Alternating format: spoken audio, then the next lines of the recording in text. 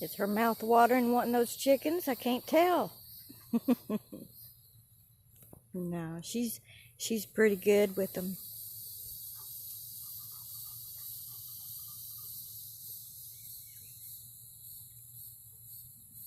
Off she goes.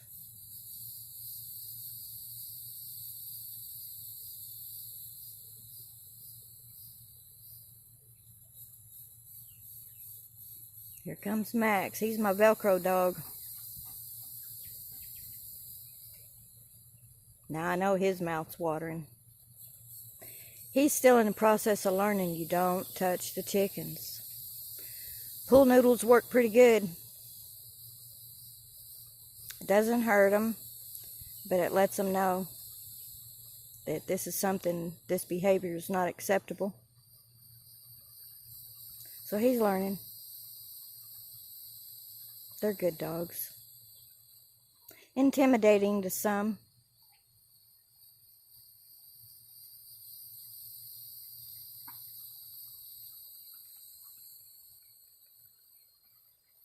But the chicken coop is butted up. It stops right there at that post. As far as the dogs area. But the rest of the chicken coop all along there, or the runner for the chicken coop, is in for the dogs, or in with the dogs so the dogs can keep an eye on them. And it goes way past that shed and then on around. I know you can't see it, it's too grown up.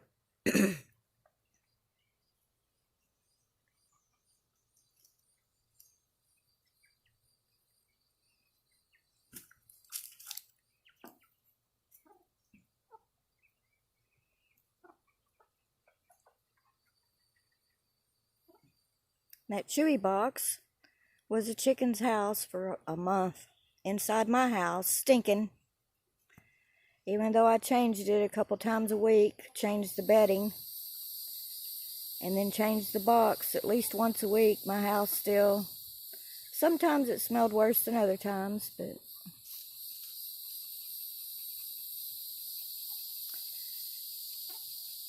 now I have a chance to air out and freshen up until my second batch comes in.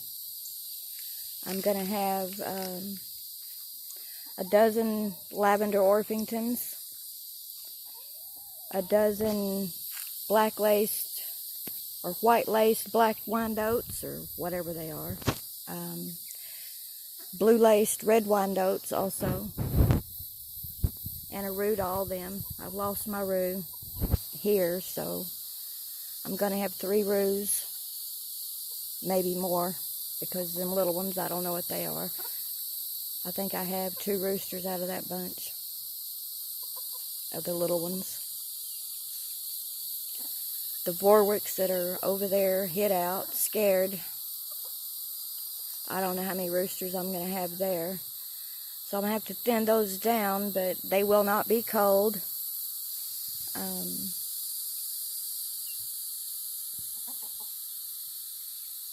I'll either sell them or put them in another pen. Either way, I don't kill any of my animals around here. I'm okay if you do. I mean, you know, that's your choice, but that's not something for me.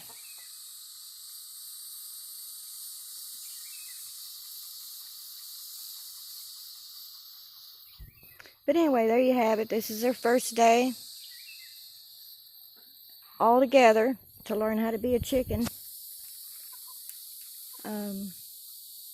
Hopefully, without any of them getting killed or flying out.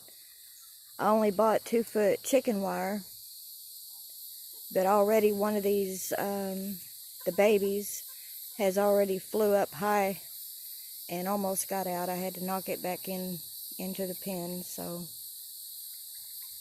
and I can't be out here 24/7, so I don't know. Hopefully things will be okay, and putting them out here wasn't a mistake,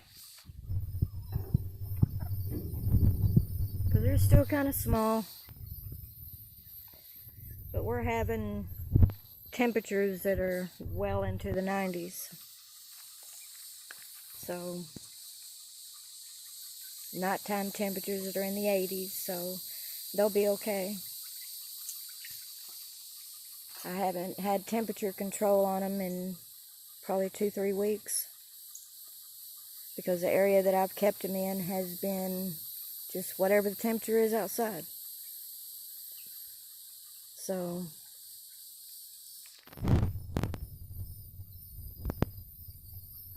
I don't know how a lot of people do it, but as for me, usually the first couple of weeks I'll keep a light on them, and then I turn the light off, depending on what time of year it is, of course. If it's summertime, then that's the way I do it. Of course, if it's wintertime or fall, like I'm supposed to be getting a delivery of chickens this fall, so of course I'll keep a light on them until they're fully feathered, which takes about 2 months. But summertime, no, I'm not all that messed up about it. And there's Mama Kitty. Here's where I did have them, inside the chicken coop. This is what I'm going to turn into where I'm going to keep my tools, I guess. We're just going to flip-flop everything around. Nothing spectacular. That white stuff you see on the walls of the barn, that's diatomaceous earth to help with gnats or mites if there is any, and there hasn't been any. I've been working on the deep litter method now for 3 years. Okay, there's no smell in this barn or in this chicken coop whatsoever. The earth is so soft and rich. If you've ever had any wonder about it, it's amazing. And what I've done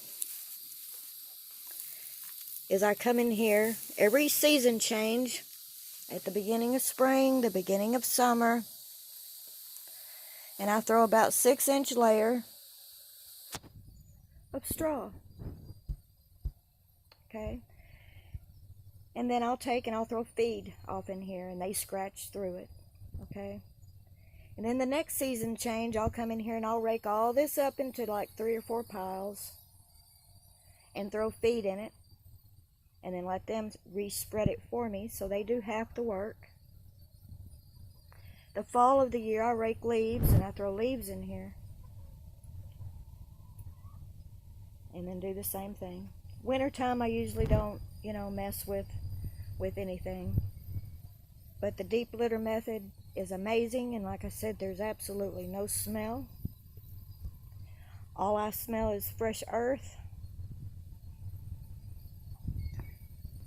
I don't have a fancy chicken coop. As you can see, I've just got the east side and the north side covered with tarps. Right now I have that pulled down, half the tarp pulled down, because it's summertime, of course, and they need air circulation. But nothing spectacular. I'd love to have a beautiful chicken coop, one of those ones that look like Old West days, but that's okay. But anyway, there you have it. Thanks for watching.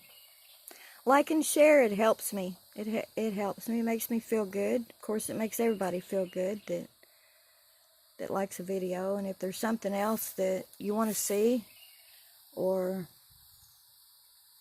you have a question about, feel free to put it in the comments. Or if you think everything looks like crap, then say that also. And here we have a killer hornet making its nest. It looks big in the picture, but it's actually maybe the size of my nail from head to toe. It's not that big. But I guess it's making a nest. I thought that was pretty cool. thought we could end it on that note. Y'all have a good day. And remember, like and share and subscribe. You know, I take in a lot of rescue pets when I can. And by liking and subscribing, I'm hoping that maybe one day I can take in more, because I guess YouTube pays you. I don't know, but I'm hoping maybe to get there one day. But anyway, y'all have a good day. Bye.